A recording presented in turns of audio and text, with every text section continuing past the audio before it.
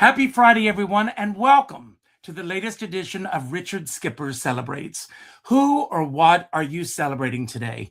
This has been one of those days from the moment I hit the ground this morning, I have not stopped. And this was after an incredible evening last night, which we're going to talk about in a few moments. But, one of our guests is not going to be here today. That's Ronald Rand. There was a scheduling conflict, but we'll get him on very soon, very, very soon. So I want to ask, as I begin every show on Fridays, who or what are you celebrating today? I have four amazing people waiting in the wings, and I'm going to bring on the first one right now, and it's my friend Brian Seth Hurst. And there you are. Here I am. So how are you, first of all? I'm a little rough around the edges this morning, and what I'm celebrating is a very good friend of mine's 60th birthday. I came to Las Vegas for her celebration last night, and I knew that I was going to join you today, and I was like, God, my voice is down here, but it was a lovely celebration with lovely people and really authentic people. And so it was great to be honored. It was a small gathering, but nevertheless, a lot of fun. And that's what I'm celebrating today. I'm celebrating my recovery from that today. Well, that's great. The last time that you and I spoke, your workbook had just come out, your whole workbook, which I love, by the way. Do you? I was wondering what you thought about it. I mean, the way that it's formatted, the way that it's put together. Where did this all come about for you? A very long story short, I had a television, as a producer, I had a television program with Buna Murray. And the first time it was supposed to come out, it crashed. And then a whole lot of blood, sweat, and tears went into the second iteration. It was really about the participation of millennials in the election and disintermediating traditional media. And then it crashed and burned for a second time. And I was sitting in the airport in Moline, Illinois, where I was living part-time at the time. And I was very sad. It was like a death. And I just thought to myself, well, what do I do now? And then I heard, give us 30 days and you will have a book. And at the end of 30 days, that book will be called Whole. And so basically, I kind of just took dictation for 30 days. They were essays around life. And then what happened was years later, I had revised the book, and a friend of mine who's in public relations said, you really ought to do a workbook. And Richard, I'm one of these people who catches these cues from the universe. And instead of saying, oh, I don't think I could do that, I was like, okay, there's a bell. And so I started to do the workbook, and I had a volunteer group of people from my mailing list do the workbook with me as I went along. And to try the exercises out. I did them first, then they did them. Then we met every Saturday for like 2 months over the summer before last. And when it gelled, then it was released last January. Actually, it was released the day of the fires. And as I told you at that time, the Eaton fire was stopped 1,000 feet before my house. So we really didn't get to promote the book the way it could have been promoted. But it is what it is. It was what it was, and I wasn't going to lament it. And and so that's how it came about. That's how the workbook came about. Well, wasn't it John Lennon who said life happens when you make plans? I thought it was life happens when you're doing something else, but it's close. Or something along those lines. Yeah. But Richard, the older I get, the easier it is to go with the flow, because I realized I've survived so much crap in my life, and I'm still going to be here, and I'm still going to survive. So when something like that happens, and we were spared, so then it became about helping other people. And so that's where that came from. And I was honored to be able to send you the book, and I'm glad I sent you both, right? I sent you the book and the workbook, right? Yes, you did. I have both, and I just love them. That's a whole other side of my life. I've had, I've been a television executive, and I got out of that business. And now I've actually been kind of sucked back into it with a new story world that I'm working on with a gentleman named Tim Kring, who did Heroes and stuff like that. And so I'm kind of back in it. But, I have the spiritual side of my life, and I post every week on Substack, something that I hope will inspire. And then I have my one-man show that I've been doing. And believe it or not, the latest confrontation for me, the latest thing is I blew something in my voice. And so I had to wait. Michael Orland, my musical director, God bless Michael Orland, had referred me years ago to Dr. Barbu, who is like the #1 ENT for actors and singers here in Los Angeles. And it's taken me a long time to get in. I've been at this for 2 months, but I'm going to see her Christmas Eve. So hopefully my Christmas gift will be, you're all right, here's what you have to do. But I really haven't been able to sing. And, I thought of Julie Andrews and Linda Ronstadt, and I thought, boy, oh boy, how do you adjust after that like that? Like if I was told I could never sing again, it would be heartbreaking. And yes, I would survive it, but it would be heartbreaking. Well, we have a friend in the cabaret community who is one of the most generous, loving people out there. I'm not going to mention any names, but he has, I think it was tongue cancer that he had. And they've had to reconstruct his face. And I was talking to someone yesterday, and I hope, my prayer is that he will be able to sing again at some point. But I can't imagine it. I can't. These are the things that we take for granted as we go about our lives. When did this change begin to happen? And do you think it's because of, forgive me for going here, Brian, the aging process? No. What I think was, this is my assessment. What I think is I got a virus, and I'm fortunately or unfortunately one of these people who just decides I'm just going to push through this. And I was in a rehearsal with Michael, and I think I just forced it, and I think I blew something out. And so now at certain notes, when I cough, when I hiccup, I get a sharp pain in the back of my throat. Oh my God, wow. In my gut, I know I will heal, but I don't think it's part of the aging process at all. As a matter of fact, I feel stronger now and more centered I'm back in my body. I do Pilates every week than I have been in a very long time. I think I'm more present. And to be honest, Richard, I think it's because I don't feel I have anything to prove anymore. And so I'm not stressing or striving or struggling. I'm kind of just letting things unfold. And I'm just about, I'll be 70 in March. And I thought to myself, how could it turn out that this would be the greatest time in my life, given everything I've done? And everything I did was striving for something, approval, and it was never enough. I have been recognized with awards, and it was never enough. I could never rest, and now all of that kind of doesn't matter because it's gone from being, I'm a guest in someone's house. Oh, okay. And so I've gone from Bring 'em what on. I think was an ego-driven life to a purpose-driven life. And they say you got these 3 stages: learn, earn, return. And I think I'm crossing from earn into return. I'm still active. I'm a partner in a tech company in Montreal that's doing very well. But I'm kind of letting life, there's a grace about this that I never experienced before. That I attribute to aging and experience.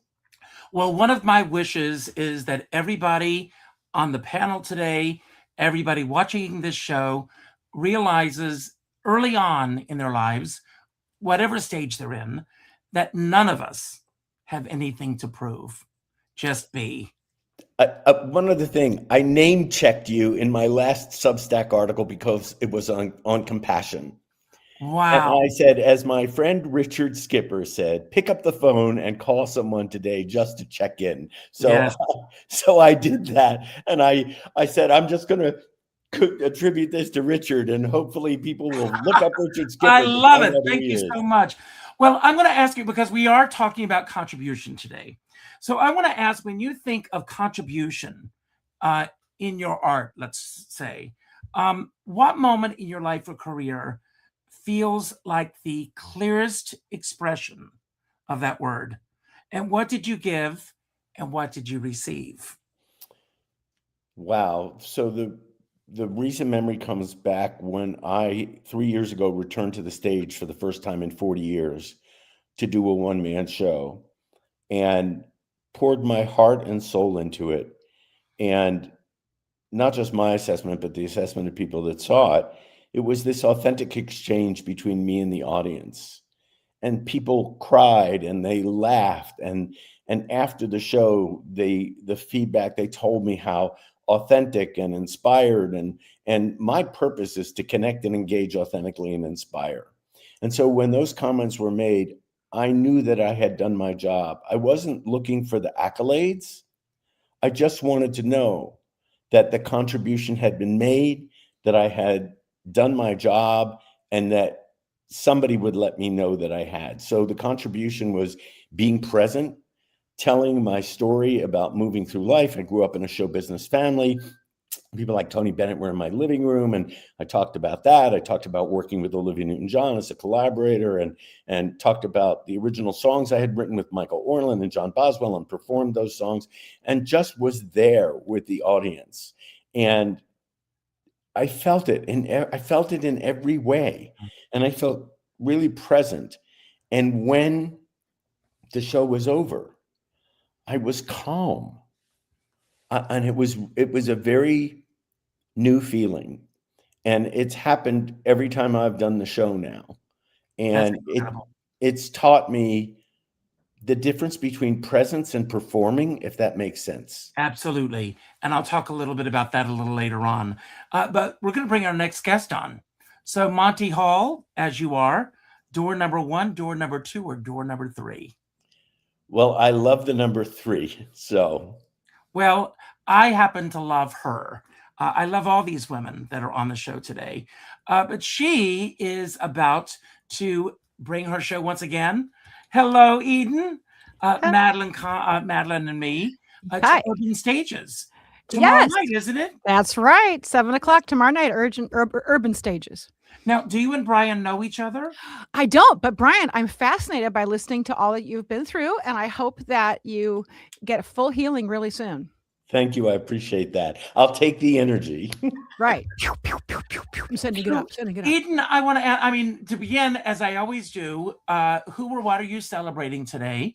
You can take us, you can continue with what Brian and I have been talking about, or you can take us in a completely different direction. Well, today I'm celebrating with my husband because he just finished his 3rd semester of grad school.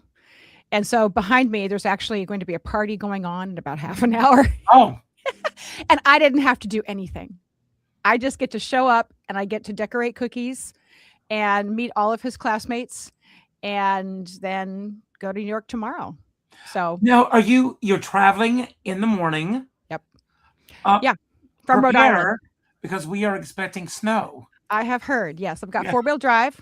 So we're going to be fine. We're going to be fine. So that's why God made Subarus, is so I can drive to New York to do my show. But in the short time that you and I have known each other, we have had these ups and downs together, and you've gotten some curveballs. The day of a show that happened in Provincetown this summer when I was going to be making an appearance with you. Yes. Yeah, I got canceled out from under us. As happens. See, I play musical cues for everything. So this is the canceling cue. That's what it felt like in my heart when that happened, right? But we still had a good time, hanging out with each other. I got to see your show at least, even though you weren't in mine. And that's the biz, right? That's the way it goes. That's how it goes. And so I still make art anyway. I see some cabaret performers, not just cabaret performers, just kind of artists in general, who there's times of discouragement, right? There always are. And I just want to say, just keep going, right? Keep trying. Next time it might work. Next time you might get 3 people in your audience instead of 2, but you'll never know if you don't, actually, stick your neck out and do it. It takes a lot of courage. It takes tenacity. It takes some money sometimes, but really not as much money as it does, I think, courage and tenacity. Well, it's very interesting. I have a friend, Debbie Wildman. If you don't know her, look her up. She is phenomenal. She was performing at the Parker Playhouse 2 nights ago, and the alarms went off in the middle of the show, and they evacuated the entire theater right in the middle of a performance. Mm-hmm. And you have to go, right? It's very much like the Irving Berlin song, right? No business like show business, where, one day you're nothing, and then the next day you're a star, and then the next day back down. That's right. And, and we never, this world is so wacky right now, wackadoodle, that the news cycle could change everything tomorrow. So, but let's talk about your show. You're going to be how long have you been doing this show now?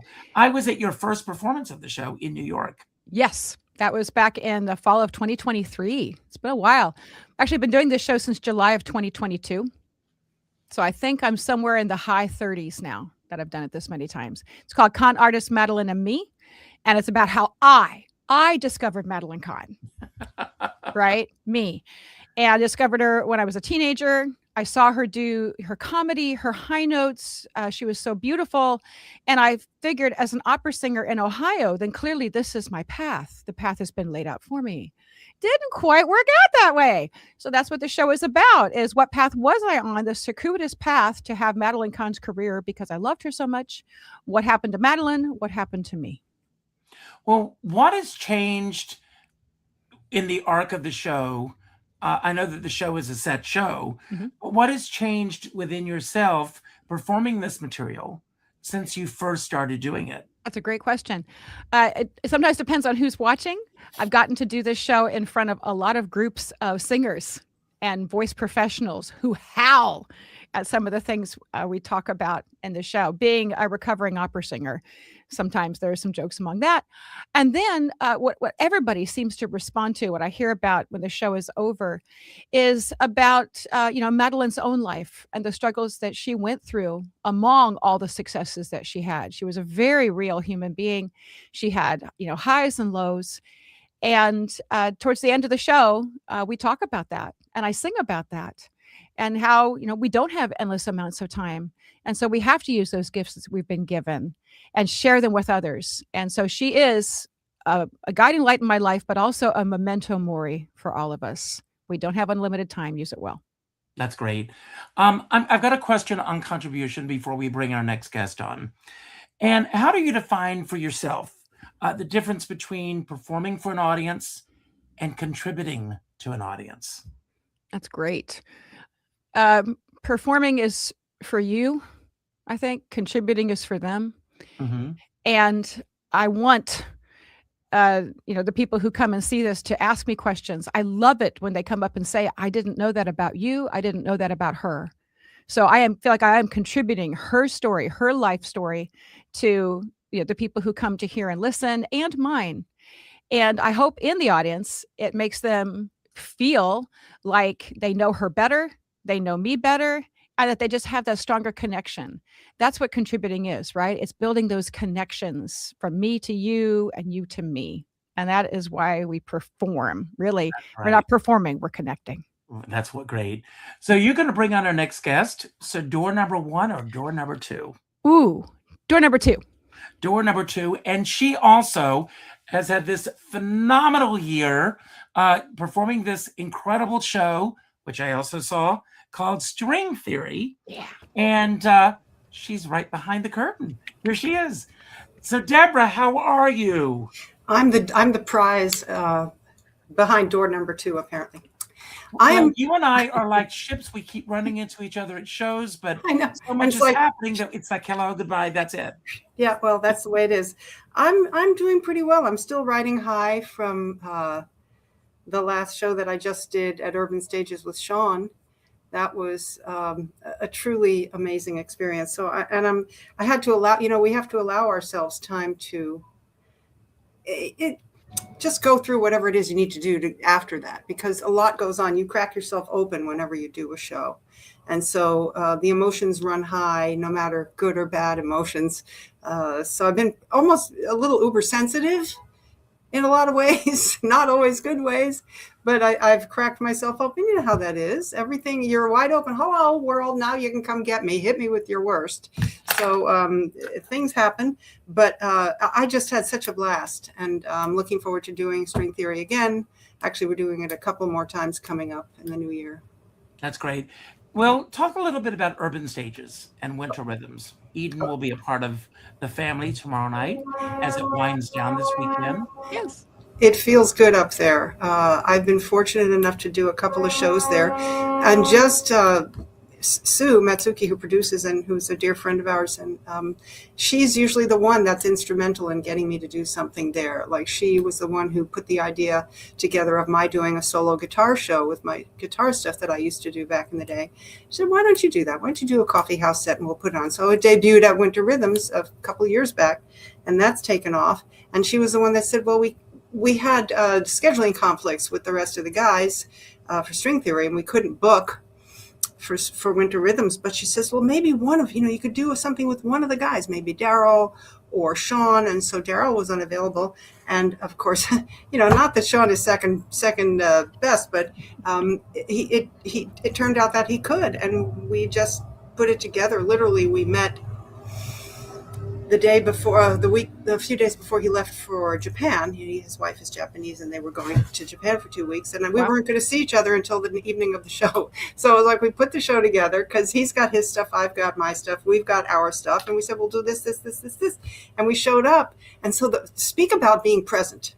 Okay, speaking about being present, each time we finished something that we had never done before together, because I was doing my folk guitar stuff and he was, of course, playing along because Sean. And afterward, we'd look at each other like, and we were truly amazed because we were really present. It was happening for the very first time, So it was so exciting. And that feeling of actually being on stage right next to each other, as opposed to the guys are over here, it was a totally transformative experience for me. And I performed on stage in a lot of different ways, as you know. This was new. This was beyond. And my contribution was that. My contribution was I was entirely present for the whole evening. And the feeling, the connection that we had, and that we get to give it to them, to the audience. Just shoot me now, because I'm done. I want to go back to something you said a moment ago, that when Sue first approached you about doing this, because everybody was not available, you, and forgive me for using this phrase, put up a roadblock. I can't do it. But she found a way to make it happen. Yes. She does that. Well, I didn't necessarily say that. Geez, I'm really sorry. We can't agree on a date that we can make it. They can't all be there on that date. Right. And she said, well, maybe find one of the guys who can. So what I'm saying is she is instrumental in my forward trajectory in a lot of ways. Great.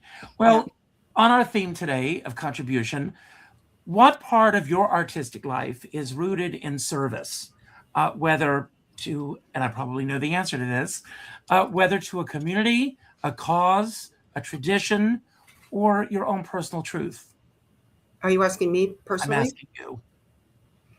That's a very good question. I once had a conversation with Paul Winter, of the Paul Winter consort. And he told me, this was many, many years ago when I was, okay, that's another story. I asked him, how did you get to do what you're doing, basically? And he said, well, this is appropriate to what you asked me, Richard. He said, well, I was playing horn, and years ago, I discovered that I realized I could just be another sax player, or I could serve. And what he decided to do was serve. And as you know, his trajectory has always been service. The environment, the humpback whales, the indigenous peoples, he has found this niche, and he performs always at the St. John the Divine. So he found a way to serve with his art. I don't know that I found a way to serve particularly, other than feeling each time that I go on stage that I get to do this for you. That's great. That's great. My favorite phrase. I get to do this for you. Well, I want to talk about the night I had last night, because I was one of 35 plus entertainers at the Laurie Beachman Theater to raise money for St. Jude's. Talk about contribution. And the woman behind all of that was Goldie DVER. She made it happen. So first of all, I'm surprised to see you perpendicular today. No more surprised than I am to be perpendicular. In fact, I'm barely perpendicular. I had thrown my back out at the beginning of the week, and nobody knew it. So I've been in pretty much excruciating pain all week. Yeah. Well, I'll tell you something that's very interesting, and I hope I'm not giving away any weird secrets or anything, We brought a friend last night to the show, and she called me and she said, if it runs too long, could we possibly leave at 8:30? And we were driving her into the city. And I said, well, my feeling as an artist, and for me, and I realize that some people have other things and need to go, it's a turnoff to me when people do their number and then they leave. And I said, I'm in for the night. And it came down ahead of schedule. Yes. I mean, how you and James Beeman, Herding Cats, got everyone on and off in that time frame was just unbelievable. Well, thank you. Before we continue, I first want to thank you for inviting me on today and say hello to everyone. First time that I know everyone on one of your podcasts and have seen everyone's show. Brian saw some of your stuff on video, but have seen everyone's show, and they're all wonderful shows. So glad you're all continuing with your shows. So yes, in all honesty, first of all, in previous years, and I said this last night at the show, Jamie has always said for these other St. Jude, because this is our third year doing this, he said, well, I'm a director. I just direct traffic. For the other two shows, that's pretty much what he did. For this show, he was the director. I could not have done this without him. It did take a tremendous amount of work. Jamie, myself, and Dan, who's our MD, the guys in the band, but each and every one of the performers took time out of everyone's busy schedule, especially this time of year, to make time to come and rehearse with Dan, and was there for my annoying emails back and forth. And so it really was a group effort. But Jamie and I, we've been working on this for months. And it just felt so good that first of all, everyone brought their A game and was totally there above and beyond for us. The show ran like clockwork. And again, that's a testament to Jamie and his planning of the shaping of the show. Justin Dylan Nastra was my co-host, who was utterly amazing. We did it this year as a telethon, and we used the live stream capabilities at the Laurie Beachman in order to do this. And so we leaned very heavily into the old Jerry Lewis MDA telethon vibe. So Justin was my Ed McMahon, and he did a brilliant job. We did pledge breaks through the evening to do our tally board with the appropriate drum rolls. And another device that Jamie thought of, we had the Manhattan Holiday Carolers, who are brilliant.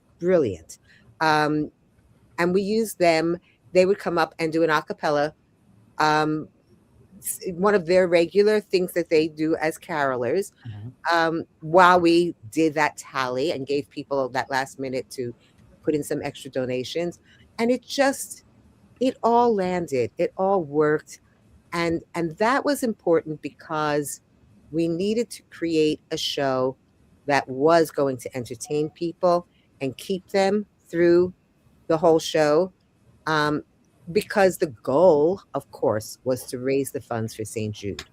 And that's what was, and we had the live stream audience. We surpassed our $6,000 goal.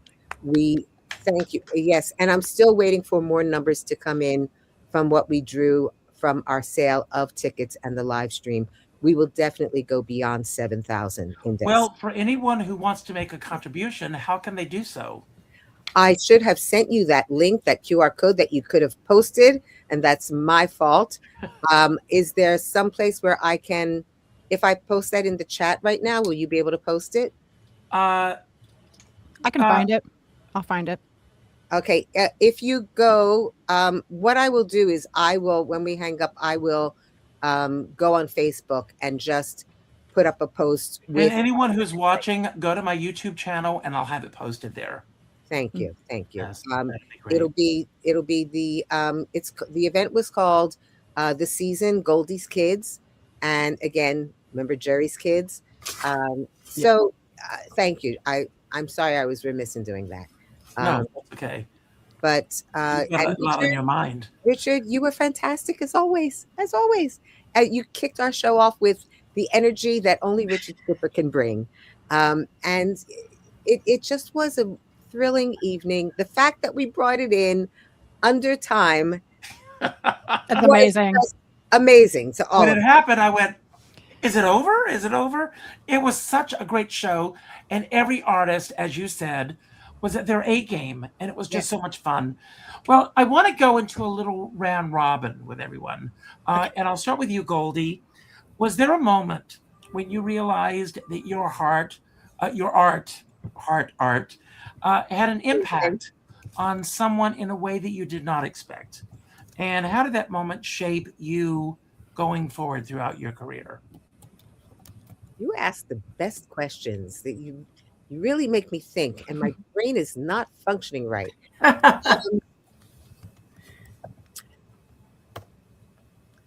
You know, it wasn't necessarily an individual. It was a moment when I first returned to cabaret after that like 12-year hiatus. When the comments that I got after the show were, you connected with me, and it's what everybody's been saying, you connected with me, you made me remember something that brought me right back into my soul. You gave me that feeling of the memory of the joy that I had experienced at this point in my time. And I know that is all of our goals as artists, as everyone has been saying, to connect, to share an experience that is so personal, yet so universal, because we're all human beings. We all go through crises in life, joys in life, different for everyone, but still create the same feelings.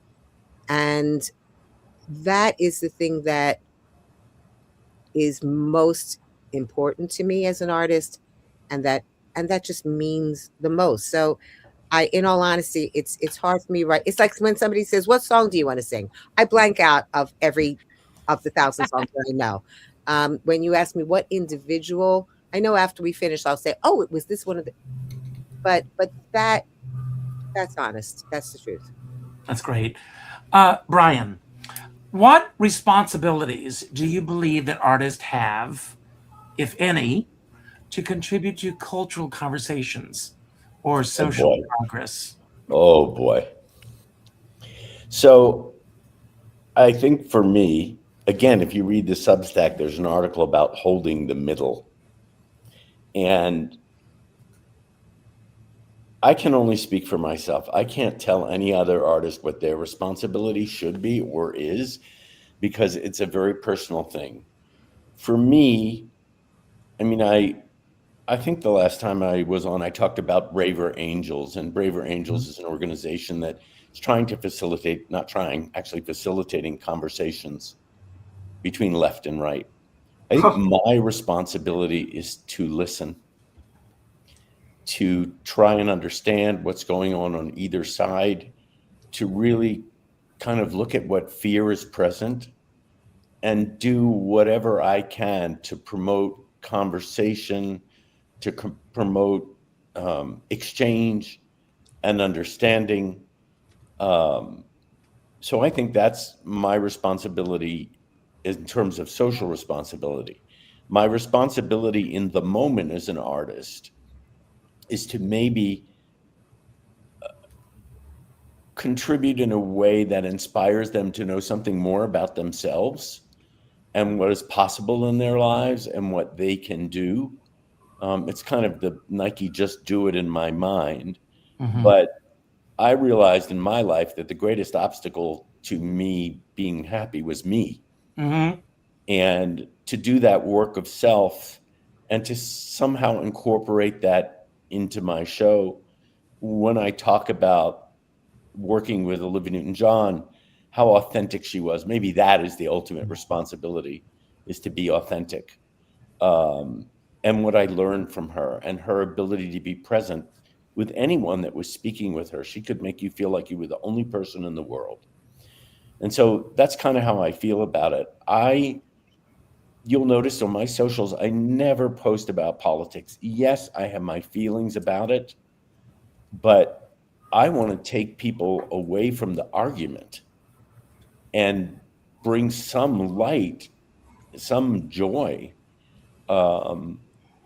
into the world. I go back to what Sondheim said. There are two things you leave behind: children and art. Yes. So I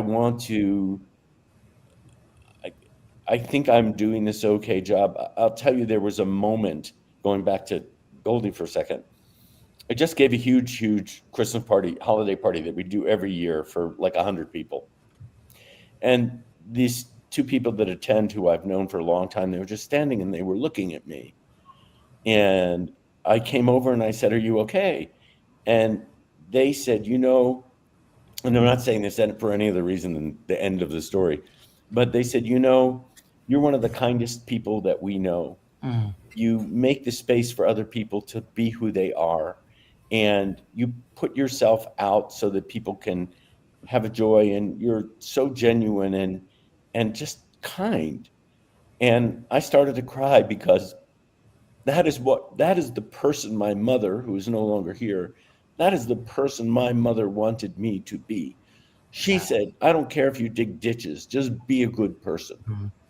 And so that's kind of where I stand in all of this. And I do believe in teaching people how to fish rather than giving them fish.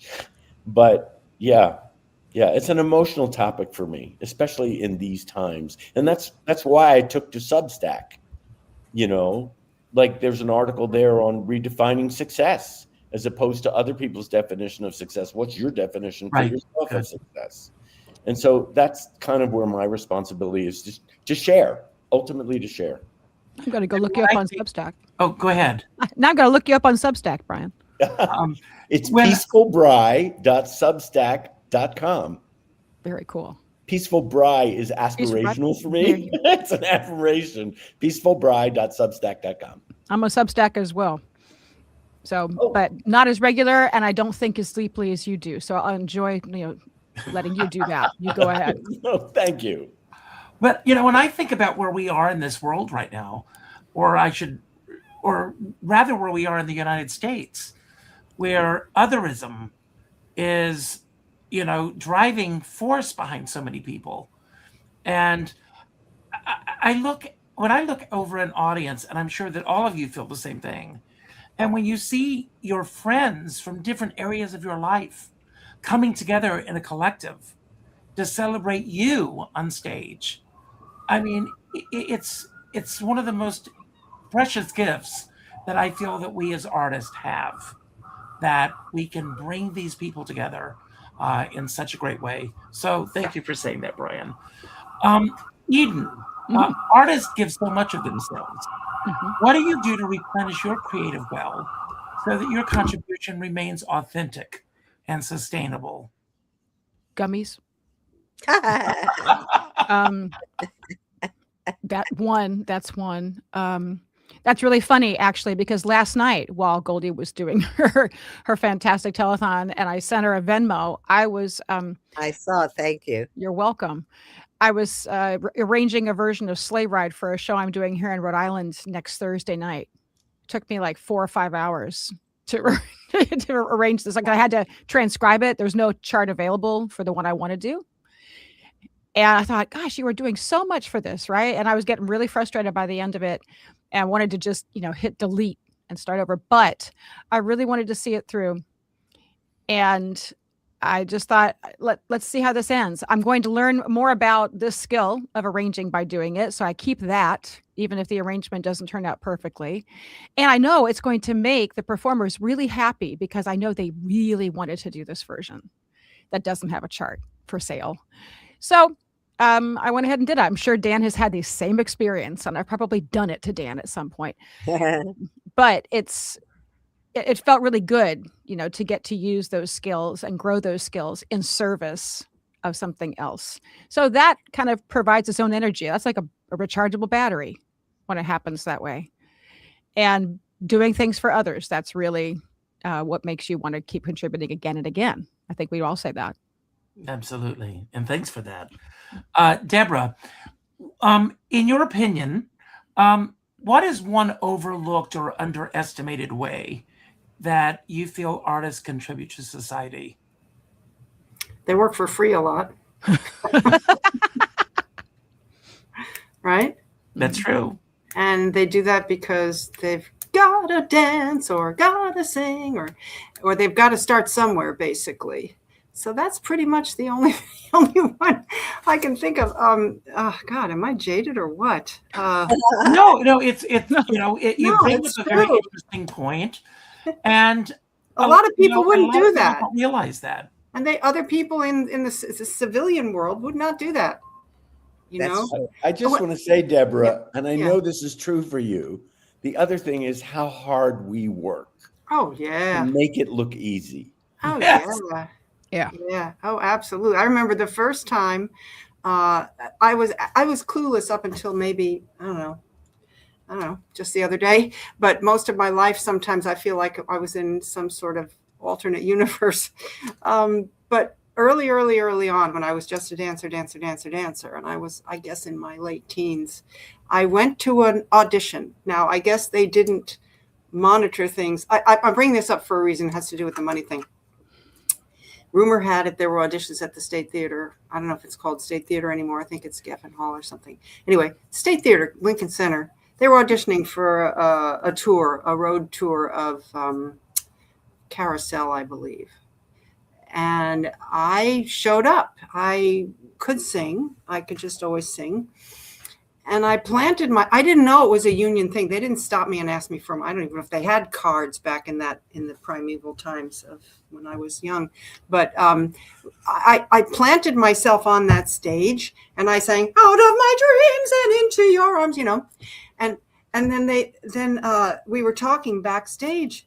And they're talking, yeah, the kids were talking to each other and going, well, they're paying this much.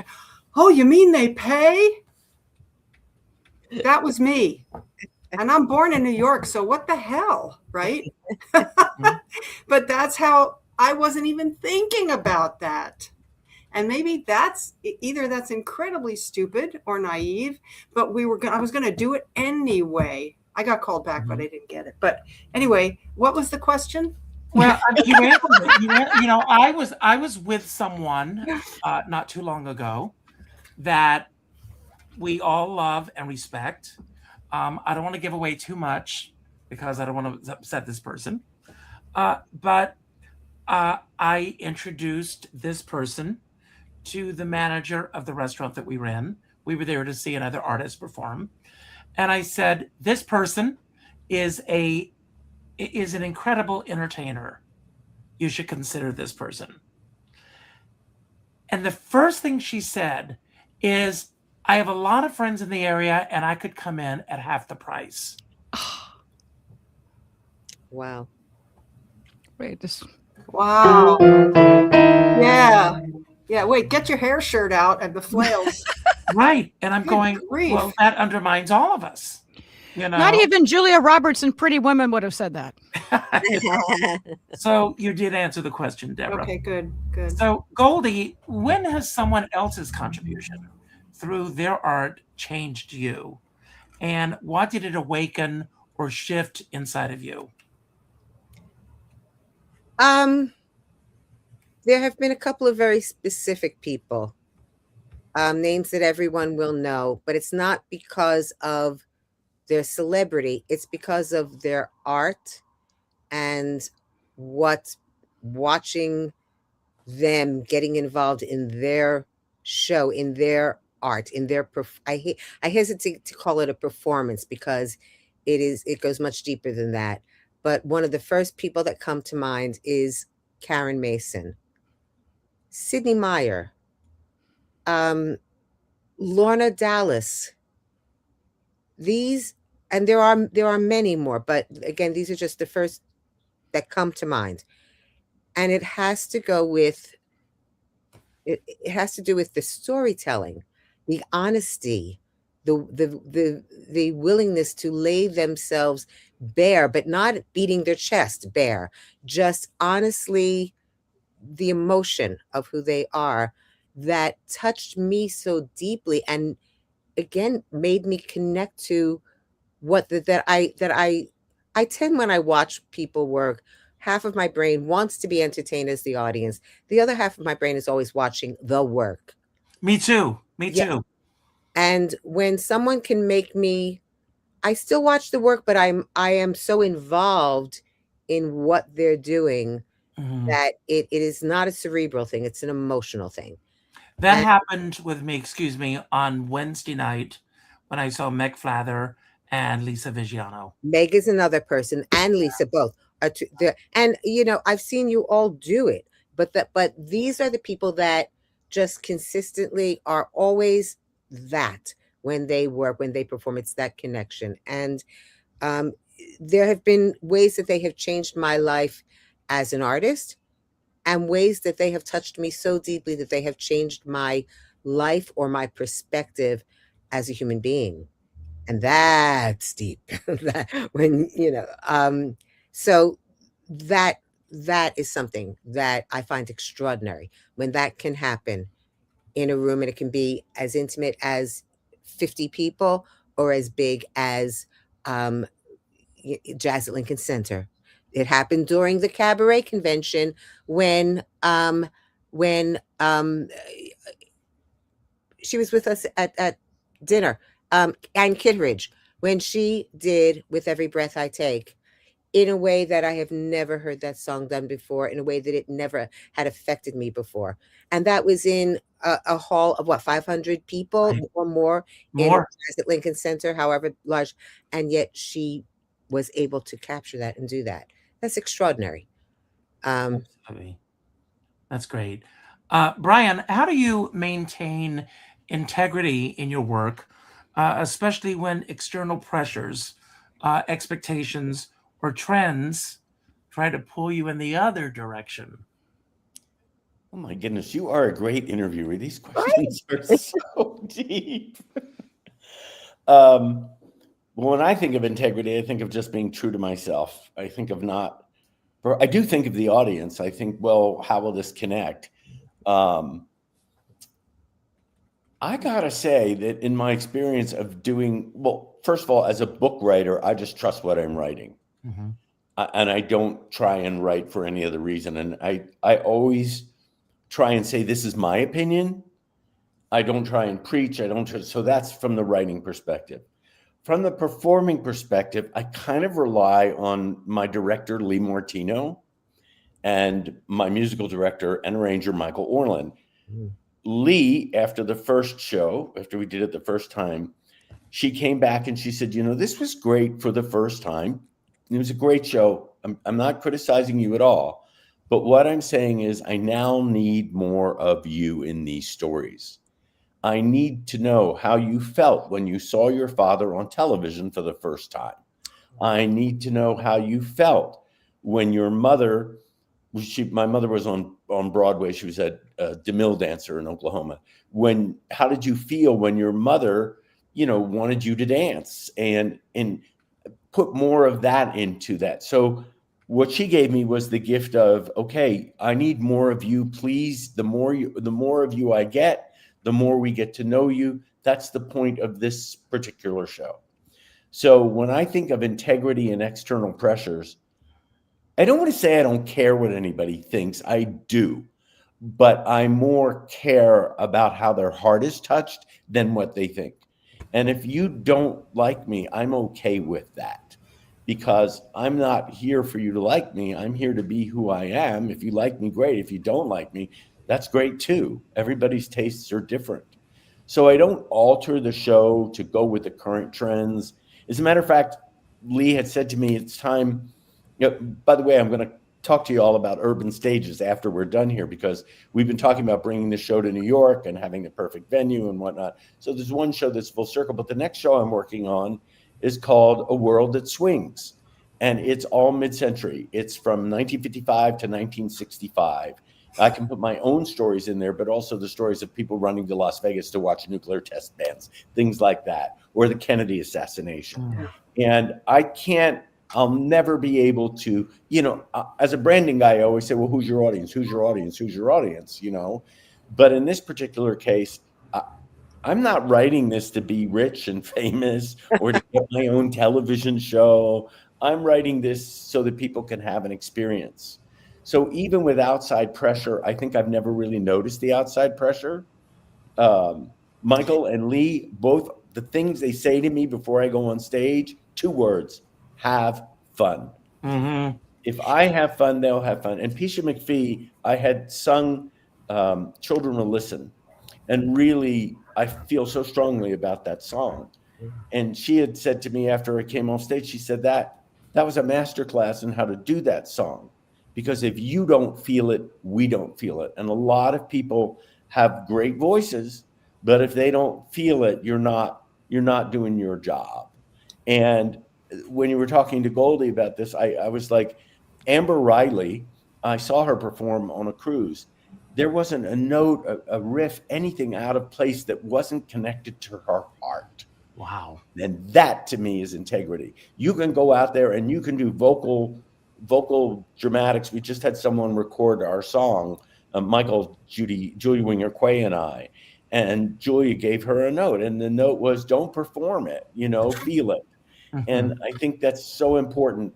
I don't want to show you what I can do with my voice because that will depart from the experience. I just want my voice to lay on top of my heart. So that's kind of the integrity that I keep. And outside pressure, I can't do anything about it. I can't change the way you think or the way you feel. I can only be me, and you're going to have whatever response you have. And that's your responsibility, not mine. May I say something? May I say something very quick? Yes, absolutely. When you started speaking before that, the thing that resonates with me here was what you started with earlier, is you have nothing to prove. I understand, and it comes with time. You have nothing to prove and more to bring to the table. With the times that we've lived, I am so glad I've been through so much stuff, because guess what? Material. It's material. And yes. Every time you connect to a song, it's because you've been there. And it's got nothing to do with vocal calisthenics. My director, the wonderful one and only Lena Katrakis, she often says, don't do what you did, go where you went. I don't know if this is a secret, but now it's not. But because even in a show that you do again and again, you're in a different place. That's you're right. putting your toe in the water in a different stream. So you have to be present. And I remember doing a scene in a play. I was supposed to cry at this particular point. It wasn't happening. So I said, oh, well, I'm going to do this way. And the person playing my daughter ended up crying. So either way, we were good. But I wasn't going to force it. I want to add to that. Ira Antelis, brilliant songwriter. I've taken one of his songs as like my signature song. But the opening of the song is, imagine you're an artist and the world's a great big canvas. You can paint whatever suits your mood or style. You needn't follow anybody else's line. Choose your own design. But when you make your mark, make it larger than life. You can choose your colors, make them positively brilliant, like the flowers growing on a jungle vine. Don't worry if you make a mistake or two. You're entitled to. But when you make your mark, make it larger than life. Go out there and be larger than life. Sure, you can be larger than life. What's the use of playing small? Go for broke and get it all, and you'll be larger than life. Cool. Oh, I love that. And I love what Judi Dench says.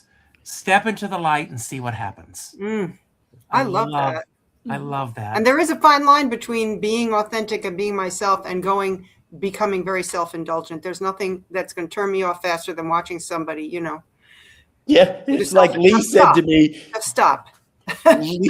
Lee said to me, I said, I cry whenever I sing this song. And she said, get it out now. The audience doesn't want to see you cry. Exactly. Get it out now. Get it out in rehearsal. Get it out in practice. But get it out before you perform it. But the songs that make you cry are the ones you have to do. You just have to go there and figure out how to make them cry instead. They're not paying to see you cry. Right. They're paying because they want to cry, damn it. But if you're able to make that tear come down at the right moment, that's great. So I have a question for all three women on the on the planet. On the planet, yeah. planet. That's us. There are only three. And then we're all each going to have our final word as we wrap this up today. So I'll start with you, Eden. If you could leave one message for future generations of artists about the power of contribution, what would you want them to know? No pressure here. Yeah. Thanks. I mean, it's Miss America's have it easier, Richard, and Miss Universe and whatever. It's not about you. You think it is. It's not about you. Right on. Which is both deflating and completely liberating. Proceed. There you go. Yes. Deborah? Oh, golly. How can I follow that up? Okay. Again, it's not about you. You are not that. You are important, but the show is not about you. Be authentic, but don't go overboard. Do the friggin' work. Do the work. People don't want to see the work, but do the work. That's great. Goldie? What was the question again? You could leave one message for future generations of artists She's so tired. about the power of contribution. So What great. would that message be? Again, this follows with what the other two women said. That old say, giving is better than receiving. The more you give, in a way, it's all selfish, because the more you give, the more you receive. And just give it freely and wholly, and life will really be wonderful for them and for you. But So- get paid once in a while. well, Yeah. once in a while, yeah. Not too Once in a freely. while. Nice.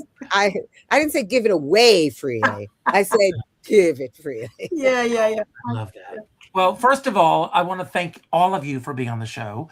Ronald Rand, we'll have you on another time. He's an amazing artist. Check him out if you don't know who he is. And I'm sorry that he couldn't be here today. But you all are just, I love the fact that each of and every one of you are living your authentic lives. At least it seems that way to me. I always end my shows with the same message. And that is to go out and do something nice for somebody else without expecting anything in return. And I'm going to go, Brian, you've already brought it up, and I'm going to go there. You all have this little device. I want you to go on your phone after today's show, go to your emails, and the first name that pops up, obviously personal name that you know, instead of responding with an email, respond with a phone call. In the last few weeks, Deborah and I both have lost 3 very valuable friends that were important to us. And it was like in quick succession, one after the next. And one of them I'm going to talk about for a moment, Diana Templeton. Diana Templeton was a soulmate of mine. And we've known I've known Diana, she was 92, and I've known her since she was 62. And Diana and I spoke every week, sometimes twice a week. We bounced ideas off of each other. She was the first one who called me up and said, I just saw the most unusual person on The View. Have you heard of this artist called Lady Gaga? And I remember that it was Diana who turned me on to her.